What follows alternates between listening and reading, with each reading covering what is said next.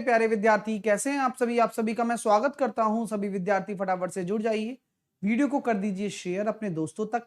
Daily 12:30 बजे आपके लिए एक खास सेशन आता है, क्रैक द मैथ, जो कि आप सभी विद्यार्थियों के लिए बहुत ही इंपॉर्टेंट सेशन है। Best ever practice questions. साथ के साथ मैं आपको बता देना चाहता हूं कि मेरा फाउंडेशन बैच स्टार्ट हो रहा है 28 मई से। आप जो भी विद्यार्थी जुड़ना चाहते हैं वह जुड़ जाएं। अभी आपके लिए ऑफर भी आपको मिलेगा, इसलिए आज जुड़ना बहुत ज्यादा आपके लिए वैल्यूएबल रहने वाला है। आपको बहुत फायदा होगा यार, ठीक है? तो मेरे साथ जुड़िए और एक कंप्लीट और डिटेल में कोर्स पढ़िए अच्छे से अच्छा। अनअकैडमी लर्निंग ऐप पर अभी समय है। आप कहोगे ना, अरे नहीं नहीं एग्जाम होगा तब पढ़ेंगे, तब तो फिर बात ही नहीं रहेगी कुछ पढ़ने वाली। पढ़ना के लिए अभी समय है आपके पास, तो अभी पढ़िए। फाउंडेशन कोर्स एसएससी एग्जाम पर जाइए, उसके बाद गेट सब्सक्रिप्शन पर जाइए। 12 और 24 महीने का बैच लेंगे ना, तो मैथ रीजनिंग सब कुछ मिलेगा आपको। 24 महीने और 12 महीने का लीजिए, और यहाँ पर ध्यान रखें, एंटर रेफरल कोड में साहिल 10 लगा दें। अब जैसी साहिल 10 अप्लाई करोगे डिस्काउंट मिलेगा, है ना? डिस्काउंट मिलते ही आप बढ़िया तरीके से अपना डिस्काउंट लेकर आप आगे जा सकते हैं, और प्रोसीड टू पेपर जाएंगे तो अपने पॉइंट्स भी रिडीम कर सकते हैं, इससे भी डिस्काउंट मिलेगा। ठीक है डियर? साथ के साथ मेगा सब्सक्रिप्शन ऑफर है, केवल आपके पास 2 दिन बाकी हैं, और आप अगर इसका फायदा भी नहीं उठा पाते हैं तो ये मौका फिर दोबारा नहीं आने वाला है आप लोगों के लिए। तो मैं चाहता हूं कि इस मौके का आप मैक्सिमम लाभ उठाएं, मैक्सिमम इस ऑफर को अवेल कर लें, जिससे कि आप कंटिन्यू बेसिस पे पढ़ाई करें। और यार, एक मेरे साथ आपको पढ़ाई करने का मौका है, साथ के साथ डिटेल में कोर्स पढ़ने का मौका है, और सभी सब्जेक्ट भी मिलेंगे। तो यार पढ़ो, और वही अपना काम है। एक एज ए स्टूडेंट अगर मैं बात करूं तो आपका काम पढ़ना है, मेरा काम पढ़ाना है। साहिल 10 कोड लगाकर आप किसी अन्य कैटेगरी में भी जुड़ते हैं तो भी आपको डिस्काउंट मिलेगा। डेली डेली रात को 8 बजे एक पेपर कराता हूं मैथ का। एक डेली मैथ का एक पेपर होता है, catch the math daily dose.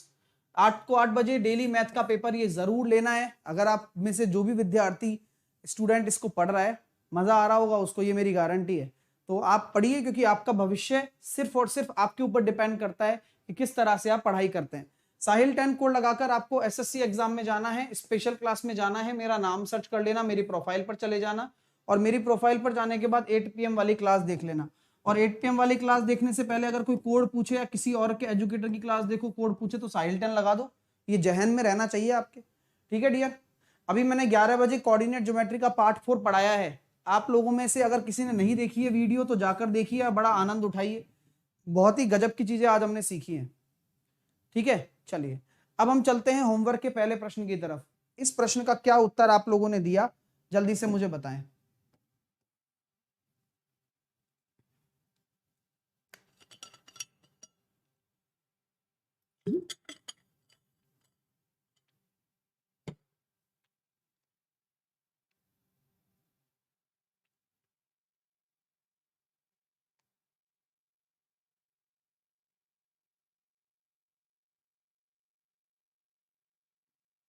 चलिए, तो कैसे करोगे? 20 छात्रों की एक कक्षा है। 20 छात्रों की कक्षा में विज्ञान विषय में औसत अंक कितने हैं? 2 छात्रों के अंकों को वास्तविक अंक 72 और 61 के बजाय 48 और 65 के रूप में गलत तरीके से पढ़ा गया। अब गलती हुई है ना, यानी कि 68 पहले एवरेज था, लेकिन क्या हुआ, दो छात्रों के अंकों को वास्तविक अंक 72 और 61 के बजाय ये पढ़ लिया। अब कितना कितना कम पढ़ लिया, अब यहां बढ़ेगा, क्योंकि आपने अगर कम पढ़ा है तो यहां से तो निकल कर आ रहा है +4, जो कि गड़बड़ है, यहां -4 होना चाहिए। तो ठीक है गुरुजी, अगर एक्चुअल में लोगे तो एक तरफ तो -4 है, और एक तरफ आपके पास कितना है, +48, और हम देखते हैं 4 52 और 24, तो कुल मिलाकर +20। तो कुल मिलाकर +20 आ रहा है, और केक कटेगी तो भैया 20 छात्रों में बटेगी, यानी कि आपका जो उत्तर आ जाएगा 69 आ जाएगा। तो 69 जिनका भी आंसर आ रहा है वो सही है। तरीका बिल्कुल वही है जो आपको मैं सिखा रहा हूं, कि आपके लिए जो भी आपको डिफरेंस निकल कर आ रहा है, मैं दोबारा बोलूंगा कि ये ओरिजिनल है। ओरिजिनल मार्क्स 48 दिए, मतलब फेक 48 दिए, तो कितना बढ़ाना पड़ेगा आपको, 24। यहां 61 थे, 65 दिए, तो यहां कितना कम करना पड़ेगा, 4। तो ओवरऑल कितना आ गया, +20। और किस में बटेगा, 20 छात्रों में, क्योंकि बढ़ता ही है एवरेज, तो बराबर बांटने को ही कहते हैं, है कि नहीं? चलिए भाई, अगला प्रश्न करिए, क्या आंसर आपका आता है, देखते हैं आपका इस प्रश्न का क्या उत्तर आप देते हैं।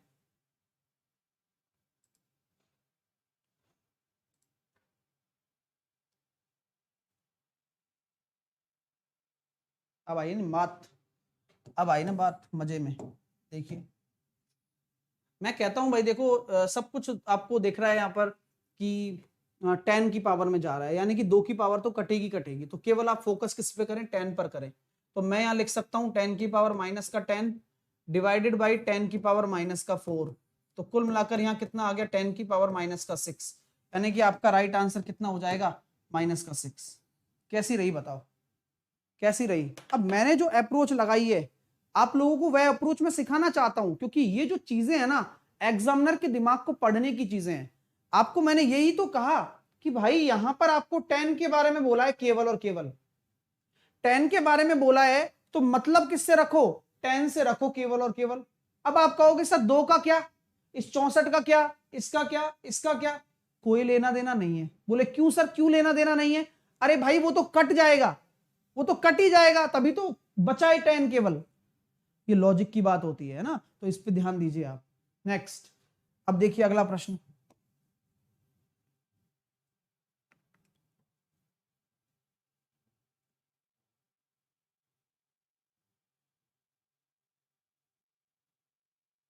अब देखिए भाई क्या बोला जा रहा है, भाई ए बी सी आपके सामने तीन आपके क्या हैं, साझेदार हैं।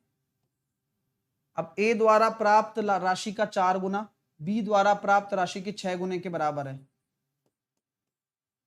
और सी द्वारा प्राप्त राशि के 11 गुने के बराबर है। आपको पता है ना कि जब इस तरह से हो तो अनुपात कैसे निकालते हैं, एलसीएम ले लेते हैं। अब एलसीएम कितना ले लोगे, 132 चलेगा, दौड़ेगा। अब बस हो गया काम। अगर ए निकालना है तो क्या होगा, 4 का भाग दे दिया, 4 तिया 12 और 4 तिया 12। बी निकालना है तो 6 का भाग दे दिया, 6 दूनी 12 और 6 दूनी 12। सी निकालना है तो 11 का भाग दे दिया, तो कितनी बार जा रहा है, 12 बार। तो बस 33, 22 और 12। Option number C will be your right answer of this question. उम्मीद करता हूं गजब की तरह से आपने आंसर सही दिया होगा। ये हुई ना बात यार, अच्छा लगता है, अब बहुत अच्छा कर रहे हो यार, है ना। अब चलते हैं अगले कॉन्सेप्ट, अगला क्वेश्चन आपके सामने। तो ये क्वेश्चन देखते हैं कि क्या इसका उत्तर आपने दिया। सिंगल वेरिएबल में बदल दो बस इसको।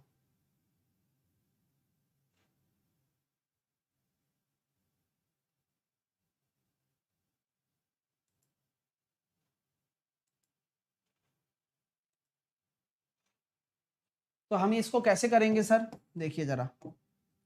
आप जानते हैं कि 1 + tan² थीटा बराबर कितना होता है, sec² थीटा होता है ना डियर।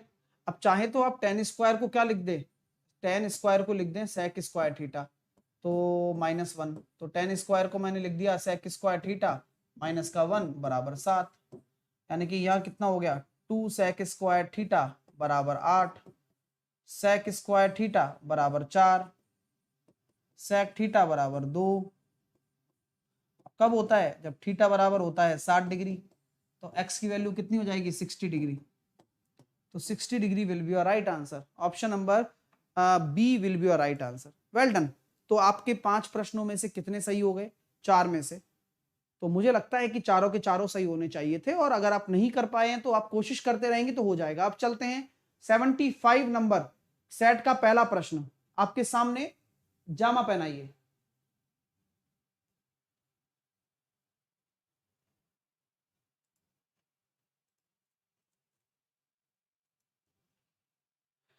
काफी समय था, 10-12 सेकंड बहुत होता है, क्योंकि प्रश्न उसी तरह का है। ये 0.02 में से 0.002 घटाएंगे तो 20 में से 2 जाएंगे, तो 0.018, 0.018। Option number A will be your right answer.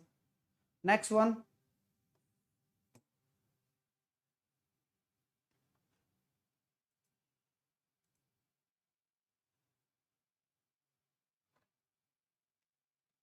ये भी 10 सेकंड में हो सकता है। बोले कैसे, x को 2 रख दो, y को 1 रख दो। अब सिंपली 2 + 1 कितना आ रहा है, 2 + 1 आपके सामने आ रहा है 3, तो 2 का क्यूब होता है 8, 1 का क्यूब होता है 1, आंसर हो जाएगा 7। नेक्स्ट 15 सेकंड में।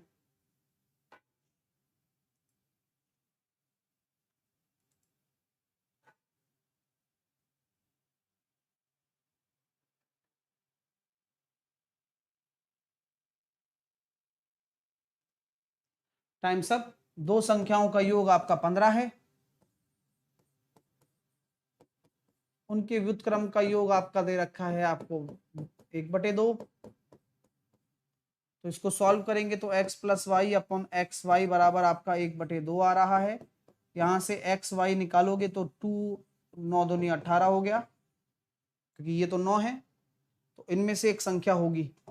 भाई सिंपल सी बात है, जब x प्लस वाई बराबर आपका 9 हो और x गुणा वाई बराबर आपका 18 हो, तो मुझे सिंपल सी बात है 6 और 3 का ही कॉम्बिनेशन लग रहा है, जिन्हें जोड़ने पर 9 आ रहा है और जिन्हें गुणा करने पर 18 आ रहा है।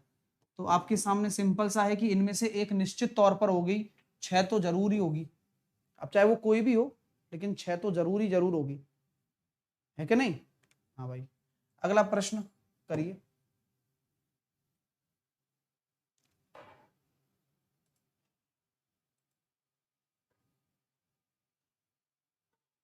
अब इसको मानक रूप में स्टैंडर्ड फॉर्म में व्यक्त करना है, यानी कि सेम इसी फॉर्मेट में व्यक्त करना है आपको।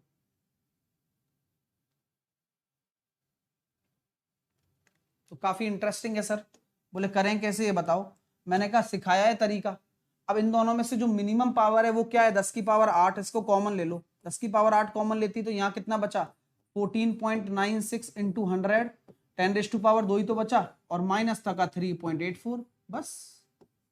बस तो 10 की पावर 8 ये हो गया 1496। अब 1496 में से अगर 3.84 जाएंगे तो कितने बचेंगे, वो आप कैलकुलेट कर लो। तो बस 1496 में से जाएंगे तो भाई सिंपल सी बात है, वही बच रहे हैं आपके सामने। जो दिख रहा है वो दिख रहा है, 1492 आपके सामने दिख रहा है, ठीक है। और 10⁸ है ही अपने पास। अब एडजस्ट भी करना पड़ेगा, पूरा ही करो चलो सॉल्व। मुझे इतना पता लग गया, ये बचेगा 1492.16, इतना पता है मेरे को, इंटू 10⁸8। ऐसा कोई ऑप्शन में है क्या 1492? नहीं है, नहीं है ना। अब एडजस्ट करते हैं। क्या हम ये देख सकते हैं कि 10 के लिए हमारे पास एक खिसकेगा 10 आ जाएगा, तो नहीं, दो खिसकेगा 10 आ जाएगा, 14.92 16 कर सकते हैं ना। अगर मैं इसमें 2 का गुणा करूं, अरे क्यों 10 क्यों 5 6 होगा, तो यहाँ पर आपके सामने ये 11 वाला सही शायद, क्योंकि अगर आप 11 ले लेते हो यहाँ पर तो 10 की पावर 3। सी आ रहा है क्या, सी आ रहा है क्या? फिर तो सी आ रहा है तो 1492 10 भी होगा, ये भी होगा, फिर तो ये भी होगा, है ना। हाँ, लेकिन मानक रूप क्या होता है, मानक रूप ये होता है कि दशमलव को छोड़कर ए भी होगा सी भी होगा, दोनों ही होंगे।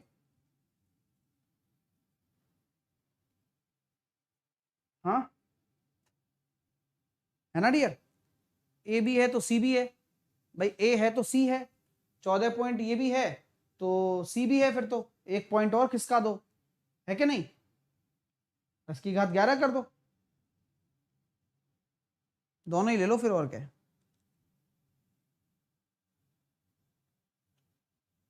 ये बच्चा कह रहा है अप्रोक्स, अप्रोक्स नहीं है भैया, सीधा सिंपल सा है, इसमें कुछ ऐसा लॉजिक भी नहीं है ज्यादा, है ना। अब स्टैंडर्ड कौन सा है, आपसे बोला जा रहा है मानक फॉर्म। स्टैंडर्ड फॉर्म आपके लिए कभी ऐसा लिखता हुआ देखा है? नहीं, यही आपका स्टैंडर्ड फॉर्म होगा। तो आंसर होगा केवल और केवल सी, क्योंकि 1.4926 14.9216 is not a standard form, C is standard. तो प्लीज ध्यान रखें, है ना। तो यहां इसका लॉजिक है, उस लॉजिक को मैं बता रहा हूं कि चीजों को इस तरह से बनाना है, पेपर में छोटी छोटी चीजें आएंगी जो काम की होती है। अगला प्रश्न करेंगे आप लोगों के लिए, खूबसूरत सा प्रश्न, और सेशन को लाइक वाइक प्यार देते जाइए।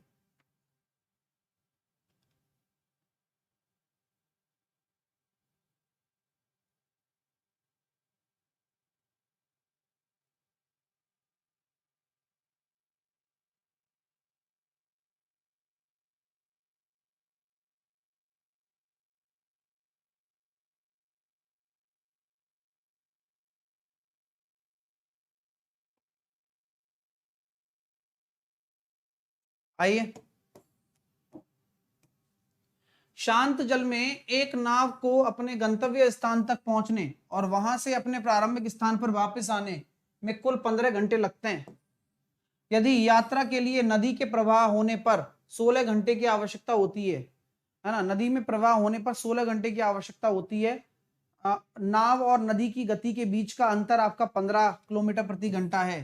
तो नदी में प्रवाह की गति, नदी के प्रवाह की गति बताइए, यानी कि धारा की स्पीड आपको बतानी है।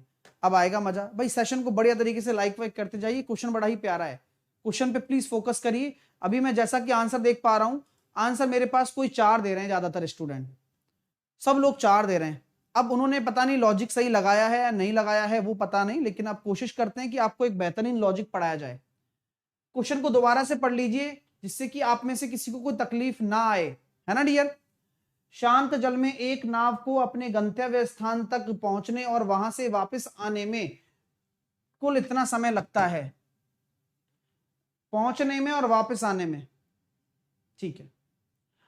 उसी यात्रा के लिए नदी के प्रवाह होने पर, यानी कि ऊपर वाले केस में नदी का प्रवाह नहीं है, यानी कि आप टोटल दूरी कितनी तय करोगे 2D, और आपके लिए कितने टाइम लग रहा है, 15 घंटे टोटल लग रहे हैं। बात समझ में आ रही है क्या? अगर आप नदी के प्रवाह की आवश्यकता मानते हो तो क्या हम ये कह सकते हैं कि भाई इन दोनों के बीच का अंतर आपको 15 दे रखा है? बोले गुरुजी नाव और नदी की गति का अंतर 15 है, तो v माइनस यू आपको 15 दे रखा है। तो अगर मैं यहां लिखना चाहूं तो मैं क्या लिखूं? v प्लस यू लिखना चाहूं तो यहां मुझे प्लस 2u करना पड़ेगा, और प्लस 2u करने पर उधर भी 2u आ जाएगा, 15 प्लस 2u।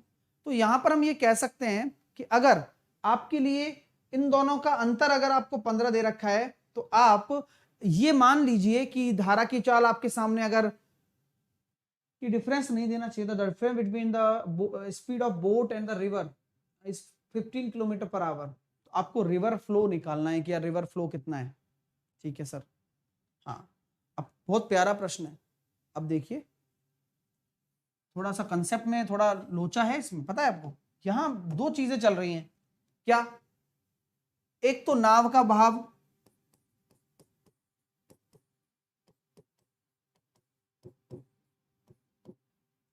धारा का बहाव,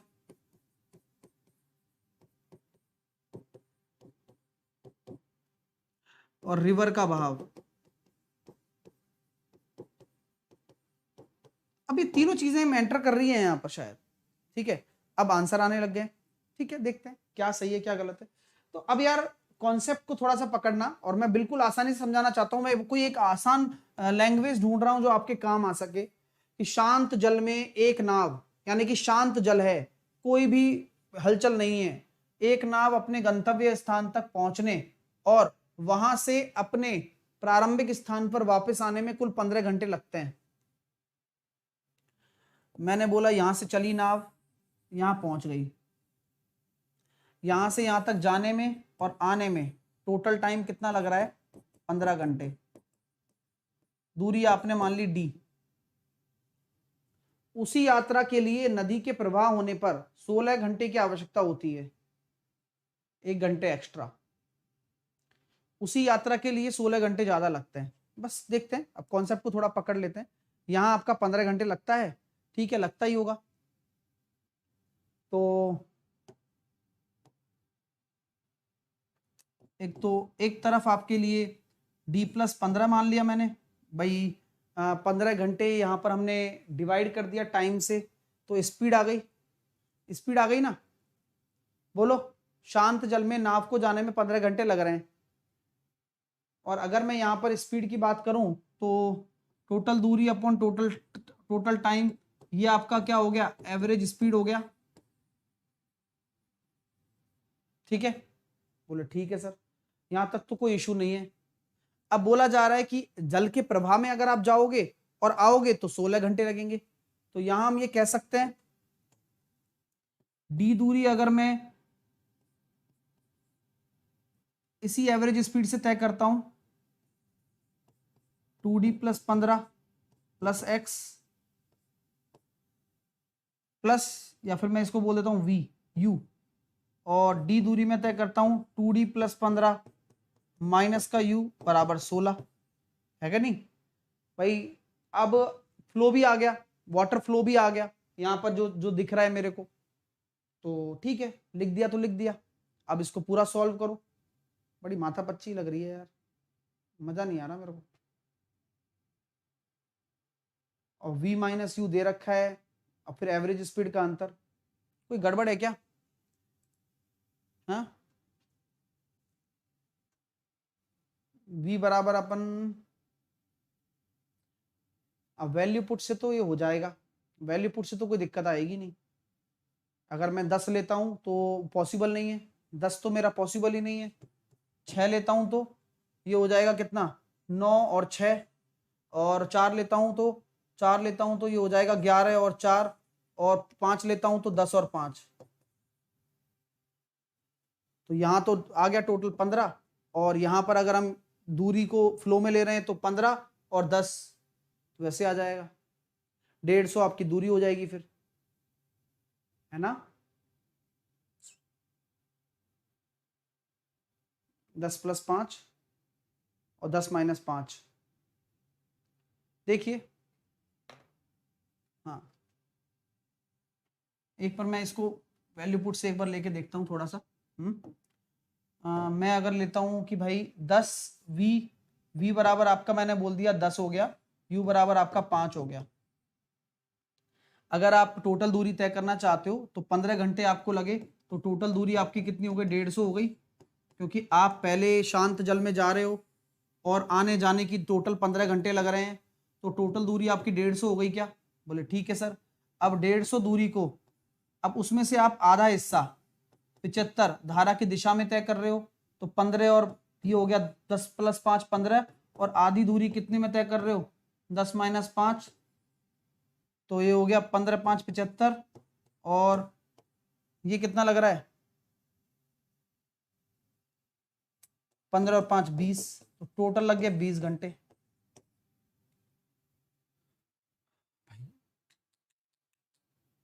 गड़बड़ कर दी ना, तो ये अपना कितना हो जाएगा, अंतर दे रखा है तो ये हो जाएगा 20, ये 20 होगा, है ना। हाँ, ये 20 होगा डियर। देख लेते हैं, इसको छोड़ देंगे, कोई दिक्कत नहीं, कल देख लेंगे, कोई बड़ी बात नहीं। हो सकता है कि ना बैठ रहा हो, लेकिन फिर भी एक बार कोशिश करते हैं। अगर हम टोटल टाइम ले रहे हैं ये, तो v + u 15 और v - u 25, और टोटल टाइम 25 × 15 बटे 10 × 15, नहीं, टोटल दूरी मानेंगे तो वही दिक्कत हो रही है कि भाई टोटल दूरी मानेंगे तो 300 हो गया। हाँ, और इसकी आधी 150 और आधी 150, तो एक तरफ हो गई 25 और एक तरफ हो गया, हाँ सही है भाई, यही होगा भाई, 5 ही होगा, सही है। आ जाइए, अब देखो कितना आसान था कॉन्सेप्ट, अब समझ में आपको आ जाएगा, क्योंकि अब मैंने पूरा कर लिया है सेटिंग इसका। अब देखिए यहां पर सबसे बड़ी चीज क्या है, क्वेश्चन को जरा समझने की कोशिश करना, कोई कंफ्यूजिंग क्वेश्चन नहीं है, इस तरह से क्वेश्चन को ऐसे किया जा सकता था इजीली। यहां मैंने क्या लिया, वैल्यू ले ली, पहले मैंने वैल्यू ले ली। अब प्लीज थोड़ा सा ध्यान से समझिए कि मैं कहना क्या चाह रहा हूं, कि भाई मान लीजिए कि ये डी दूरी है आपकी, ठीक है, अब पूरा करेंगे, अच्छे से करेंगे। अब ये डी दूरी है, पहले आपने बोला है speed of boat in still water, speed of boat in still water, शांत जल में आपकी मैंने चाल मान ली कितनी, v मान ली। किसी को कोई दिक्कत है क्या? शांत जल में मैंने आपकी चाल मान ली v, किसी को कोई दिक्कत नहीं आएगी यहां से। अगर मैं बात करता हूं कि टोटल दूरी, तो टोटल दूरी मेरी 2d हो गई, यस, और शांत जल में चाल कितनी है, v है, और गुणा 15 घंटे लग रहे हैं, बोलो हाँ या ना। ये आपको क्लियर है क्या? बोले यस सर। अब यहां से थोड़ा लेंदी होता है, लेकिन कोई फर्क नहीं पड़ता डियर, करना तो है ही। बोले ठीक है।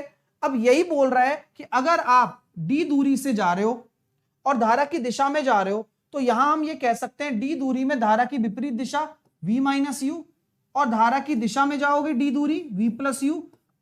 अब आपको 16 घंटे लग रहे हैं। मेरी बात आपको समझ में आ रही है क्या? बोले यस सर, समझ में आ रही है। अब यहां तक आपको कुछ नहीं करना, अब डी की वैल्यू पुट करनी है बस। तो डी की वैल्यू अगर हम पुट करते हैं, या फिर v - u मेरे को कितना दे रखा है, v - u दे रखा है मेरे को 15, तो डी की वैल्यू मैं रख दूं यहां पर, तो डी की वैल्यू रख दो सर 15v/2 / 15। कोई दिक्कत? सिंपल है ना। v - u की वैल्यू मेरे को 15 दे रखी है, मैंने यहां 15 पुट कर दिया। यहां पर मैंने 15b/2 कहां से आया? डी की वैल्यू आई। इसी तरह से 15b/2 15v/2 और ये हो गया v प्लस यू। तो अब v माइनस यू अपने पास है, तो v प्लस यू निकालेंगे तो यहां आपको 2u करना पड़ेगा, और फिर यहां पर वेरिएबल में दिक्कत आएगी, है ना, v प्लस यू। तो u को क्या लिख दो? u को लिख दो v माइनस 15। तो यहां पर इसको लिख दो v माइनस 15 बराबर 16। भाई काफी कॉम्प्लिकेटेड हो गया ये, ऑप्शन से कर लेंगे, है ना, 15-16 मिनट लग गए इसी में, पेपर होलेगा इसमें, लेकिन ऑप्शन से ज्यादा बेटर है। अब ये इक्वेशन बन गई है, सॉल्व कर लेना महाराज, बड़ी दिक्कत हो गई इसमें। ठीक है, चलिए इस क्वेश्चन को उड़ा दीजिए। अब एक आध क्वेश्चन ऐसा पेपर में डल जाता है। हाँ, ऑप्शन सी सही है।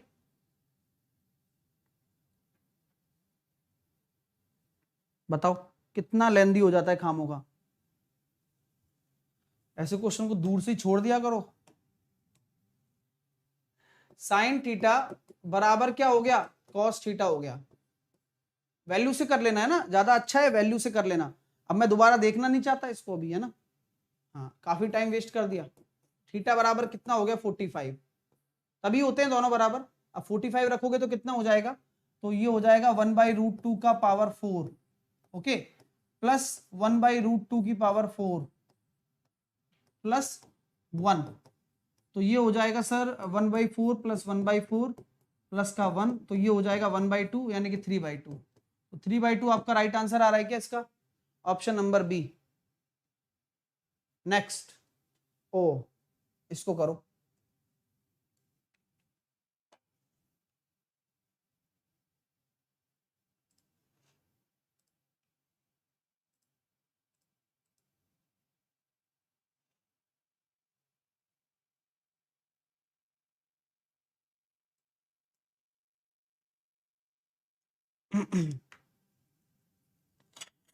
करो एक बार हो जाए तो।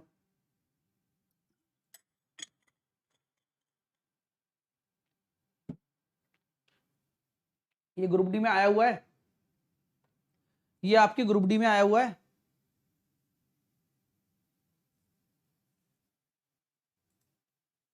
आइए, ये तो ग्रुप डी में आया हुआ है। एक आदमी अपने कार्यालय तक पहुंचने के लिए रेलगाड़ी और कार से यात्रा करता है। यदि वह कार द्वारा 10 किलोमीटर दूरी तय करता है और शेष यात्रा रेलगाड़ी से तय करता है तो ऑफिस 30 घंटे में पहुंच जाता है। ठीक है, यदि वह इसके बिल्कुल विपरीत तो इतना टाइम लग जाता है। तो रेलगाड़ी और कार की स्पीड भी आपको दे रखी है, तो ऑफिस पहुंचने के लिए कुल दूरी कितनी है? ठीक है भाई, आसान है। देखिए कैसे आसान, कैसे वो सिखा रहा हूं कि भाई मान लीजिए कि उस भाई ने 10 किलोमीटर की दूरी तय करता है। मान लिया कि टोटल दूरी डी है, 10 किलोमीटर पहले कार से, तो कार की स्पीड कितनी दे रखी है? 40 प्लस बची हुई डी माइनस कितनी? 10, क्योंकि डी माइनस 10 ही तो बचेगी, टोटल दूरी डी है 50, तो कितना टाइम लग रहा है? टी टाइम लग रहा है। अब इसी प्रकार विपरीत, यानी कि डी माइनस 10 तो इसने कर दिया अब किससे? कार से, और बाकी वो बची हुई मतलब 10 कर रहा है वो कर दी उसने ट्रेन से, है ना डियर। ठीक है सर, बढ़िया है। ठीक है चलो, और यहां कितना टाइम लग रहा है? T plus 0.5। ये लो, अब सॉल्व कर लो बस। अब टी को हटा दो और डी निकाल लो। टी को तो हटा दो और डी निकाल लो। मैं इसमें से ये घटा दूं, इसमें से ये आराम से घटाऊंगा। देखो इसमें से ये घटाऊंगा तो क्या आ रहा है? प्लीज थोड़ा सा फोकस करिए। अच्छा क्वेश्चन है यार, मतलब मैं बुरा नहीं कहूंगा, आराम से अच्छा है। देखिए D minus 10 upon 40 minus D minus 10 upon 50। ठीक है, 1/5 में से 1/4 चले जाएंगे, प्लस 1/5 माइनस का 1/4 बराबर 1/2, क्योंकि आधा घंटा ही बचेगा केवल। इसको जब आप सॉल्व करोगे तो देखो कितना आ रहा है, 4 एकम 4 5 एकम 5, है ना, 4 एकम 4 5 एकम 5 और 1/20, तो ये हो गया सर माइनस का 1/20। तो उधर चला जाएगा, ये चाह रहा है ना उधर चला जाएगा, तो ये हो जाएगा प्लस का 1/20। तो मैं बराबर कर दूं, 1/2 यानी कि 10 बटे और 1/20, तो ये हो गया कितना 11/20। इसको सॉल्व करेंगे तो 50D माइनस का 500 माइनस 40D प्लस का 400 बराबर हो गया कितना, नीचे आ गया 200। नीचे अगर एलसीएम ले लेंगे तो ये हो गया 11/20, तो 20 से कट गया कितनी बार, 10 बार, तो ये आ गया 110। तो 10D बराबर कितना हो रहा है, माइनस का 100 बराबर 110, तो D बराबर कितना हो जाएगा 210, तो D बराबर हो गया 21। भाई यार ये क्या हुआ, कोई तो गड़बड़ हुई है क्या? हाँ, ओह 2000 होगा, गड़बड़ तो हुई है, 2000 होगा, यानी कि यहाँ एक जीरो आ जाएगी, तो यहाँ हो जाएगा कितना डी, ओहो अटक गया, तो ये हो जाएगा 1200, तो 10D माइनस 100 बराबर 1100, क्योंकि यहाँ 2 जीरो होंगे, 2000 होगा ना, तो D बराबर कितना हो जाएगा 120। 120 आंसर आ रहा है भाई, बताओ। अच्छा है ये भी, ये प्रश्न भी खूबसूरत है। रेशो से काम नहीं, नहीं रेशो वेशो में तो अटक जाओगे ज्यादा। यहाँ 2000 आएगा है ना, यहाँ 2000 आएगा इन दोनों का गुणा करने पर, तो वो बन जाएगा ठीक। अब देखिए किसी ग्राफ में बंद गोभी की 12 महीनों के मूल्य दर्शाए गए हैं, तो इनके मूल्यों की माध्यिका क्या होगी, ये लो मूल्य नहीं दिख रहे होंगे आपको भाई, बहुत बढ़िया बढ़िया क्वेश्चन करा रहा हूं, ये ध्यान रखना। ऐसे प्रश्न है कि जो पेपर में अगर आ गए, और जरूरी नहीं है कि एक ही पेपर में आए, अलग अलग पेपर में भी आ सकते हैं, तो और आएंगे भी, बता रहा हूं मैं अपने मतलब जो ग्रुप डी के सेट हो रहे हैं ना क्वेश्चन पेपर, तो उनमें ये क्वेश्चन डल रहे हैं, ध्यान रखना, आएगा तो याद करोगे।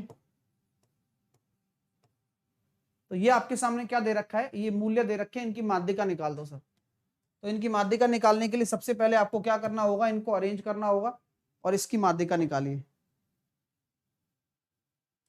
खुद को फील आ रहा होगा यार कि हाँ क्वेश्चन में तो सारे मस्त मस्त हैं, तो आपको देखना है पहले इनको असेंडिंग ऑर्डर में जमाएंगे, ठीक है। और यहाँ पर पद कितने, 1 2 3 4 5 6 7 8 9 10 11 12, अगर 12 है तो छठवां प्लस सातवां बटे 2। अब छठवां देखिए, तो यहाँ पहला क्या होगा 30, उसके बाद दूसरा तीसरा चौथा पांचवा छठवां सातवां यही रहने वाला है, तो माध्यिका कितनी हो जाएगी 50, 100/2 50, तो माध्यिका डायरेक्टली निकल कर आ गई 50। तो क्वेश्चन कैसा लगा, है कुछ भी नहीं, है बच्चों वाला ही, लेकिन लॉजिकल बात हो जाती है, और कुछ नहीं है यार, सीखने को मिल जाता है। अगला प्रश्न ये लीजिए,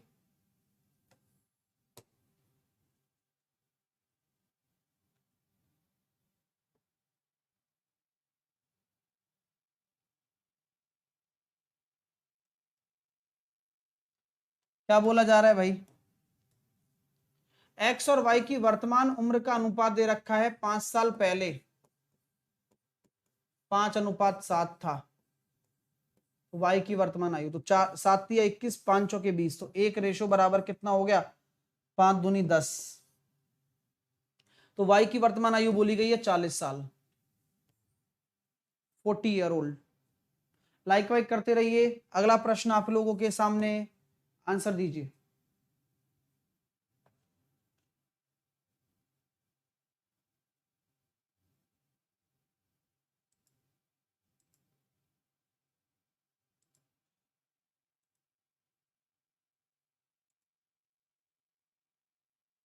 बड़ा मजा आएगा इसमें।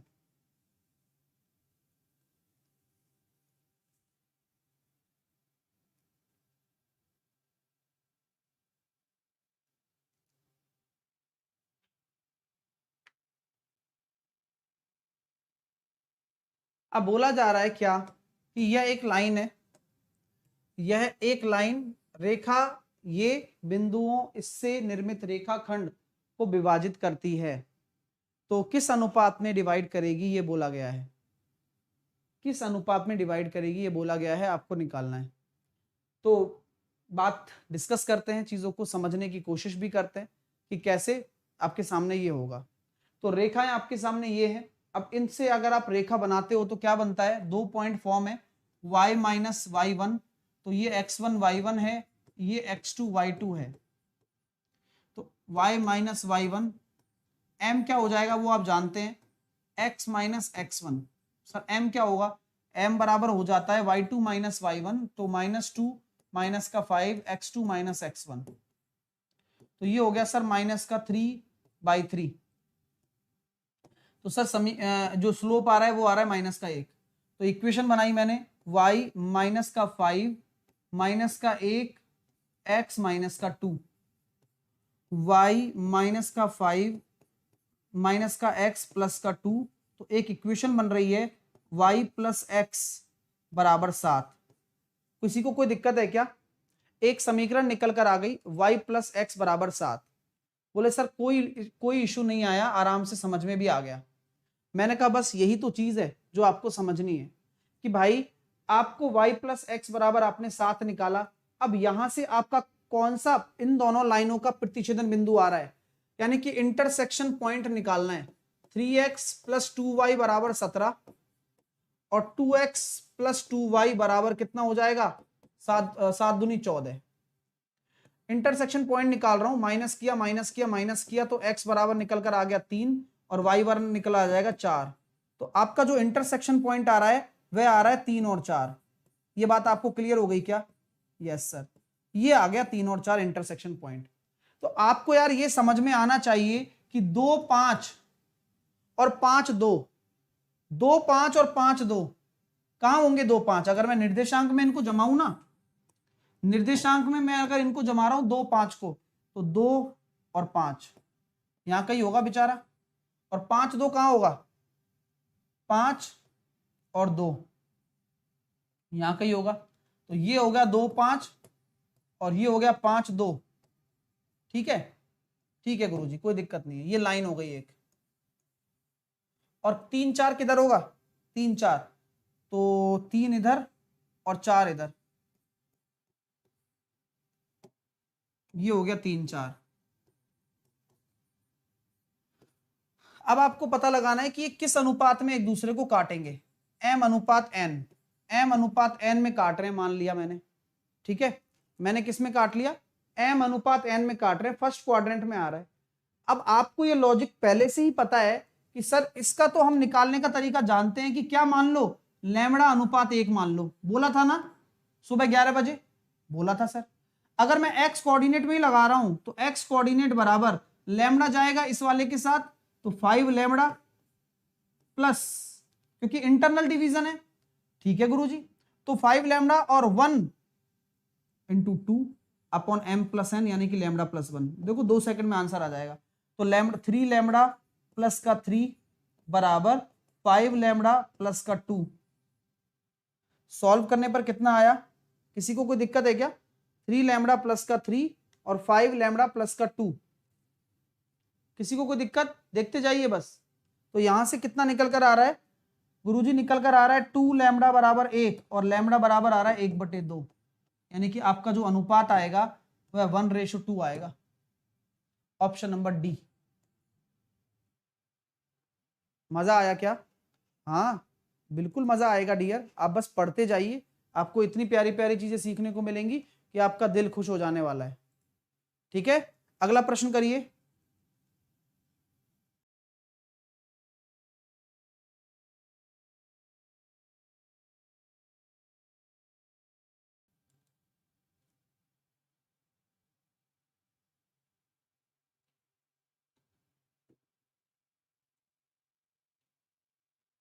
कौन सा भिन्न, निम्न वह कौन सा भिन्न है जिसे 1/2 में से घटाने पर शेष इतना बच जाए। 1/2 में से घटाऊं x को, मान लो तो 3/4 बच जाए, तो x की वैल्यू निकाल दो, तो ये हो गया 2/4 1/4, क्योंकि 2/4 में से 3/4 घटाओगे तो 1/4 आ जाएगा, वो भी plus, option number A. Next, x plus 1/x बराबर अगर √5 है तो ये कितना होगा, ये तो आसान है, p³ माइनस का 3p, ये तो कर ही सकते हो, ये हो जाएगा सर 5√5 माइनस 3√5, तो ये कितना हो जाएगा 2√5, है ना। तो ये आसान हो गया। नेक्स्ट ये करो।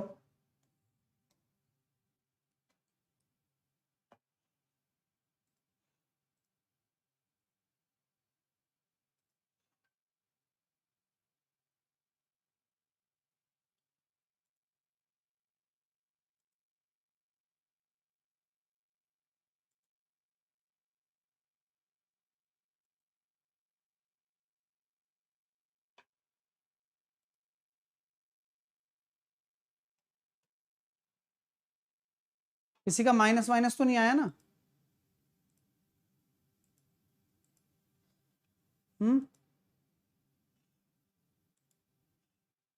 हाँ माइनस में होगा वो, मैं वही सोचूं।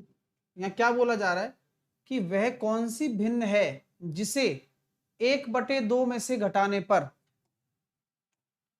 शेष 3/4 प्राप्त होता है। तो माइनस में ही आएगा वो। सर कैसे होगा, ऐसा क्या हो गया अचानक से? तो अब मैं आपसे यही बोलना चाह रहा हूं कि which is the fraction that after subtracting from 1/2 the remainder 3/4 is obtained. अब समझ में नहीं आता तो ऐसा कर लिया करो, जिसे 1/2 में से घटाने पर कितनी शेष 3/4 प्राप्त होता है। तो 1/2 में से घटा रहा हूं, आपने यहां 2 का गुणा कर दिया, तो 2/4 में से अगर आप 1/4 को घटा रहे हो, आ रहा है क्या 3/4 आ रहा है क्या? नहीं आ रहा। अब बताओ क्यों नहीं आ रहा, कारण बताओ। क्योंकि लॉजिकली अगर आप देख रहे हो तो यहां पर ये x माइनस में है, यहां पर है ना, वो घटाया नहीं, ध्यान से देख लीजिए, ठीक है ना। तो माइनस में है तो माइनस का 1/4 होगा, क्योंकि ये वाला जो हिस्सा है वो माइनस में बचा हुआ है, मैं डायरेक्टली ले गया, ध्यान रखते हो उसका आप। ओके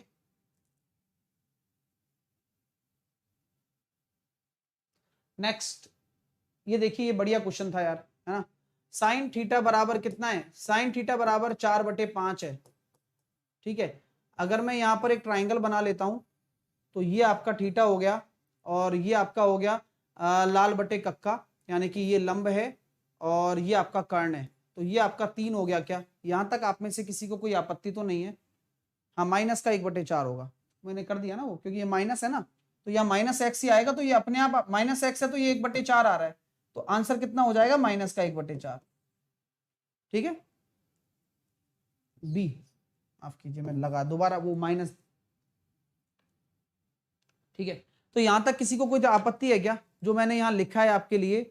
यहां तक किसी को कोई परेशानी है तो बोलो, बोले सर यहां तक कोई परेशानी नहीं है। अब सबसे बड़ी चीज क्या है कि कॉस थीटा क्या हो जाएगा, बताओ सर। कॉस थीटा हो जाएगा आपका 3/5। किसी को कोई दिक्कत? कॉस थीटा भी निकाल दिया, यहां भी कोई दिक्कत नहीं आई सर। अब मैं आपको पहले भी बता चुका हूं, हमें साइन 2 थीटा से मतलब है, तो साइन 2 थीटा क्या होता है, डेली रात को 8 बजे वाली क्लास में आपको सिखाया जा रहा है, फॉर्मूले भी लिखाए जा रहे हैं, आज रात को 8 बजे क्यूब भी पढ़ाया जाएगा आपको, तो ये सब आपको करना है, डेली पढ़ो, अच्छा पढ़ो। तो सर साइन 2 थीटा भी निकाल लेंगे, तो साइन 2 थीटा हो रहा है 2 4/5 इंटू 3/5, तो कितना आ गया 24/25। किसी को कोई दिक्कत? बोले नहीं, यहां तक कोई परेशानी नहीं होनी चाहिए, ये 24/25 आ गया। कॉस 2 थीटा निकाल सकते हो क्या? हाँ सर, कॉस 2 थीटा का फॉर्मूला भी पता है, वो क्या होता है 1 - 2 साइन स्क्वायर थीटा। तो इसको भी आप अगर लिखना चाहो तो 1 - 2 साइन स्क्वायर थीटा कितना हो जाएगा 16 दूनी 32 बटे 25, तो ये माइनस में आ रहा है, और ये माइनस में कितना आ जाएगा 7/25। यहां तक किसी को कोई दिक्कत? देखो कोई दिक्कत नहीं होनी चाहिए बस, क्योंकि मैं तो हर एक चीज आपको बता ही रहा हूं, ठीक है। चलिए देखो बहुत प्यारे प्यारे प्रश्न है, आपको भी समझ में आ रहा होगा। अब मैं साइन 3 थीटा निकालना चाहता हूं, तो साइन 3 थीटा कितना हो जाएगा 3 sine theta minus 4 sine cube theta, यही होता है। साइन 3 थीटा कितना होता है 3 sine theta minus 4 sine cube theta. तो यहां पर आप वैल्यू पुट कर दो, तो 3 साइन थीटा बराबर कितना हो जाएगा 12/5 माइनस 4, और इसकी वैल्यू कितनी आ रही है 64/125, ये लो।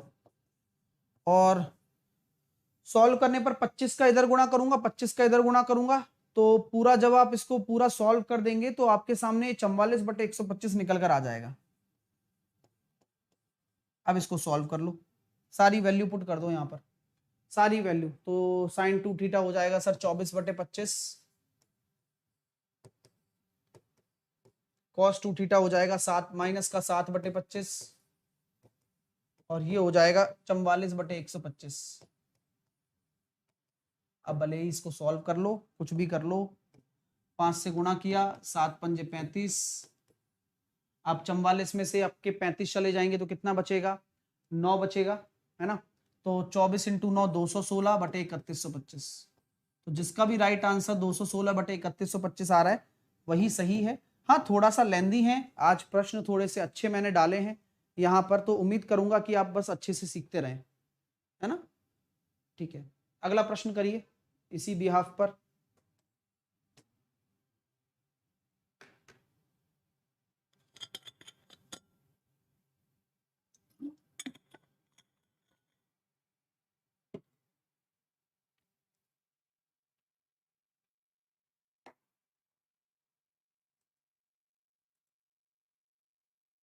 तो ये आसान है, दो समांतर रेखाएं आपसे बोली जा रही हैं, ए बी और सी डी, दो समांतर रेखाएं हैं, पी क्यू है ना, जो ए बी और सी डी को ई एफ पर काटती है, काट देते हैं भाई, पी क्यू ए बी और सी डी को ई एफ पर काटती है। ये आपका ई हो गया, ये आपका एफ हो गया, ये आपका पी हो गया, ये आपका क्यू हो गया। अब बोला जा रहा है E L F E B का अर्धक है, जो ई एल है इसका अर्धक है, और एल एल ई बी ये आपको दे रखा है 35। अब अर्धक है तो ये भी 35 हो गया, बोला ही गया, हम क्या करें। ठीक है, तो बोला क्या जा रहा है, सी एफ ई कितना होगा, यानी कि सी कहां है, सी एफ ई ये वाला कितना होगा, 70 ही हो जाएगा। तो 70 will be your right answer. एकांतर कोण है ना, एकांतर कोण बन गया ना, ये 70 है तो ये वाला भी 70 होगा। नेक्स्ट करी, इसको भी निपटाइए।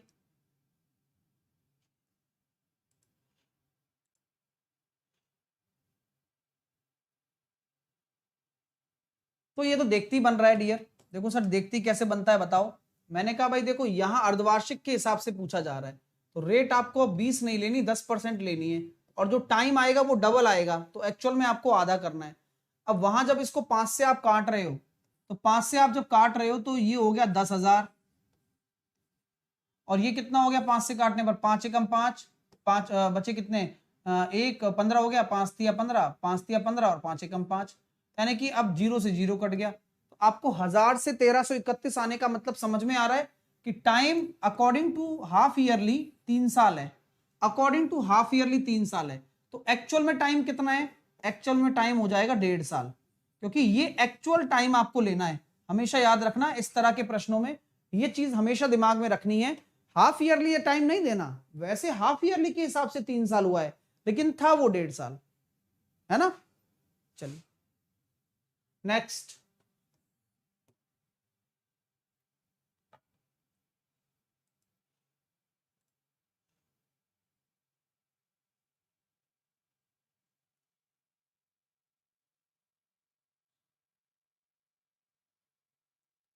आइए। एक काम को ए और बी के आवश्यक दिनों का अनुपात दे रखा है, यानी कि ए और बी है, इतना इतना आपको टाइम दिया जा रहा है, ये टाइम का रेशो है, तो आपके एफिशिएंसी का रेशो भी निकल कर आता है यहां से 5:3, उल्टा हो जाता है। उन्हें पूरा काम करने में इतने दिनों की आवश्यकता है, यानी कि 8 की एफिशिएंसी से 8 पंजे 40, 45/8, यानी कि यही आपका टोटल वर्क हो गया 45। तो ए इस काम का दुगना अकेले कितने दिन में करेगा, तो ए की एफिशिएंसी 5 है, 18 दिनों में ए 18 दिनों में इस काम का दुगना अकेला कर लेगा। ठीक है, 18 डेज आपका राइट आंसर आ गया। Well done guys. कैसा लगा आज का सेट, जल्दी से मुझे कमेंट करके बताइए और होमवर्क को लेते जाइए। 17वां क्वेश्चन, 18वां, 19वां और 20वां, तो ये 4 क्वेश्चन आपके होमवर्क में है। आपको ग्रुप डी का पेपर इक्का दुक्का क्वेश्चन टफ देखने को मिलेंगे, जो मैंने आज कराए हैं वो ग्रुप डी में आए हुए हैं, है ना। ये मैं अपने आप से नहीं डाल रहा हूं, ये ग्रुप डी में पीवाईक्यू में आए हुए प्रश्न भी मैं यहां डालता हूं। मैं लिखता नहीं हूं कि ये पीवाईक्यू है, क्योंकि उसका कोई भरोसा थोड़ी ना होता है इस चीज से, है ना। आपको मैं बोल रहा हूं कि पीवाईक्यू में आया हुआ है तो बस समझ जाइए। 11 बजे मैंने कोऑर्डिनेट ज्योमेट्री आपको पढ़ाया था, जाकर पढ़ लो, बहुत अच्छा चैप्टर है, आपके पेपर में आएगा डियर। मैं फिर से बोल रहा हूं आएगा, अभी भी पढ़ लो, क्योंकि फिर अगर ये चैप्टर निकल गया ना, फिर आप इसको पकड़ भी नहीं पाओगे, और फिर जब पेपर में आएगा तब ढूंढोगे सर कहां है ना।